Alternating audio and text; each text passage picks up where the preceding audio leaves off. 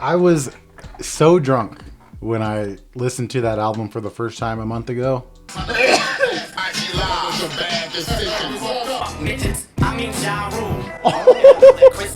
And if you know anything about me, I tend to do that when I get excited. I was so hyped up for this album. I literally felt like a little kid again. After that first initial listen, to be honest, I didn't really listen to the album that much more, at least for a couple weeks or so. Subjectively, I projected my shame of getting so drunk and my own bullshit onto the music and experience of the album. So as I was trying to get my head straight, I kind of strayed away from the album. And then as I started to see that there were so many negative reviews and people legitimately talking shit about this album like it was one of the most horrible albums of all time, was absolutely insane to me.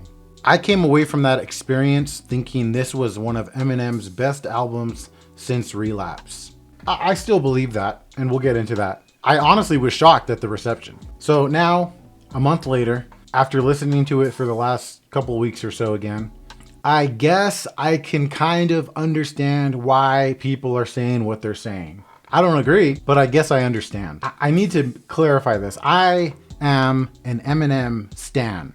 I was a little boy, scared, getting bullied, and Eminem was truly there to help me get through those moments. Eminem's music actually shaped the person that I am. And I think that's a big reason as to why people are not understanding why people like me are enjoying this album so much. This album was not for you guys. This album was for us, the stans. The satanic cult. And it was for him. It kind of touches back to why I actually enjoyed Revival. I knew it was for him. Over the years, yeah, I've never met the dude. We're not friends. I've never spoken to him. But I've heard every single word he's ever rapped. And in that sense, I understand. I get it. Initially, I thought this album was going to be well accepted by everybody because it's such a conceptual album, basically talking about like moving on from your past and trying to be a better person. And I thought that would resonate with people.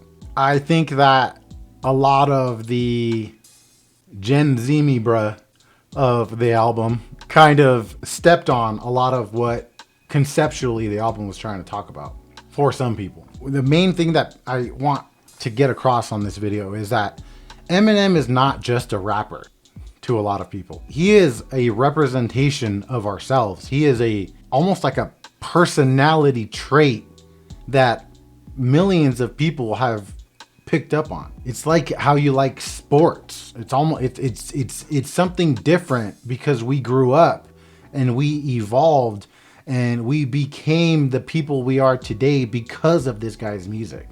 And to see the growth he's gone through, to end up, from, broke as fuck with the Slim Shady EP, getting signed on all types of drugs, and then to blow up and have commercial success, and then to literally almost die and turn his life around for his family. Eminem is more than the music we're hearing. It's almost like it's a lifestyle. And I know I'm sounding stanny, but it really is that. And for us, this album was a moment. At least maybe I should start saying for myself. For myself, it was a moment. It was a man who I would literally call a friend, not only indulging us in our past fun experiences, but also saying, hey, I grew up and I'm trying to be better and I am better.